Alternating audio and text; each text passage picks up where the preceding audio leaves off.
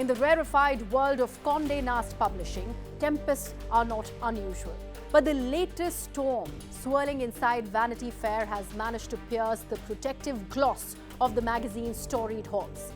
At the center lies a proposal that might, on paper, seem routine, featuring US First Lady Melania Trump on the cover. The idea, reportedly floated by Mark Guiducci, Vanity Fair's recently installed global editorial director, was less a quiet suggestion than a bomb dropped in the newsroom. Some staffers erupted in fury, with one mid-level editor declaring a walk out the door with half the staff in tow. The rhetoric was unmistakable. To them, putting Melania Trump on the cover wasn't just editorial, it was moral. Why does a glossy cover image inspire such visceral reactions? The answer lies in the paradox of Melania Trump's public image. Unlike her predecessors, Michelle Obama and Jill Biden, both of whom graced multiple covers of Vogue and other Condé Nast titles, Melania has largely been ignored during her tenure as First Lady. Editors argued she embodied a brand that clashes with the liberal values of the magazines. Critics, however, saw it as a deliberate snub of a former model who, under different political circumstances, might have been a natural fit for a fashion spread. Today, revisiting that omission feels fraught. For some, placing Melania on the cover is a correction of editorial bias. For others, it is an unforgivable act of normalization, casting a sheen of glamour over a figure intertwined with Donald Trump's polarizing presidency. Mark Guiducci is no stranger to bold ideas. A seasoned Condé Nast insider, his accession to global editorial director was accompanied by whispers of reinvention. The Melania cover proposal may be read less as a personal endorsement of Trump world and more as a calculated gamble, a bid to shake Vanity Fair out of its ideological comfort zone and reassert its relevance in an era of fragmented audiences. Yet leadership gambles are often measured not only by their outcomes, but also by the tremors they cause along the way.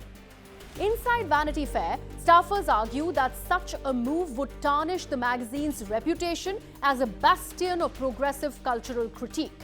One employee reportedly warned that if the cover goes forward, the blood is on his hands. For Guiducci, the calculus is stark.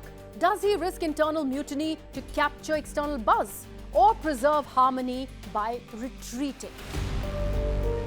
It's worth noting that newsroom rebellions often roar louder in the moment than they ultimately manifest.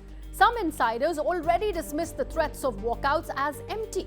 After all, Vanity Fair remains one of the most prestigious perches in journalism. As one skeptic put it, it's all talk. I don't see anyone quitting such a job over that. This divide highlights an enduring tension in media. Outrage may be loud, but loyalty to brand and career often proves louder. The question is whether this particular controversy, deeply entangled with the alleged wounds inflicted by Trump's presidency, crosses that invisible threshold where symbolic protest becomes actual resignation. Outside the glossy Midtown offices, the reaction has already spilled into the broader cultural battlefield. Conservative outlets champion the idea, many even suggesting staffers opposing the cover should be fired while promising to buy multiple copies just to prove a point.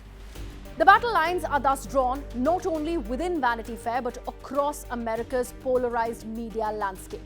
To supporters, featuring Melania would represent long overdue recognition and an olive branch to readers who feel fashion media has been hostile to conservatives.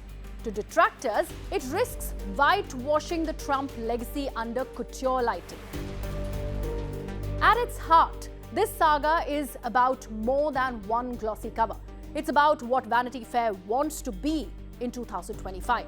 For decades, the magazine has balanced celebrity allure with political sharpness, using covers as both cultural mirrors and megaphones. The Melania question tests whether the publication will lean into inclusivity of all figures, regardless of politics, or stand firm in curating its brand identity through exclusion. There is, of course, no safe option. To reject Melania is to reaffirm partisan lines. To embrace her is to ignite fury within its own ranks. Either choice reshapes the magazine's identity. The decision now rests with Mark Guiducci and the editorial leadership. If the Melania cover does materialize, it will not merely be about a glossy spread. It will be a referendum on what Vanity Fair represents in a polarized era. If it does not, the magazine may find itself accused of retreating into the echo chamber critics say it has long occupied. One thing is certain, the uproar has already achieved what magazines crave most: attention. Whether that attention proves brand redefining or brand eroding remains to be seen. Covers have always carried symbolic power, but in 2025, they wield something more. They are cultural battlegrounds. In this war of perception, Melania Trump may or may not land on the front of Vanity Fair, but she has already landed squarely at the heart of its identity crisis.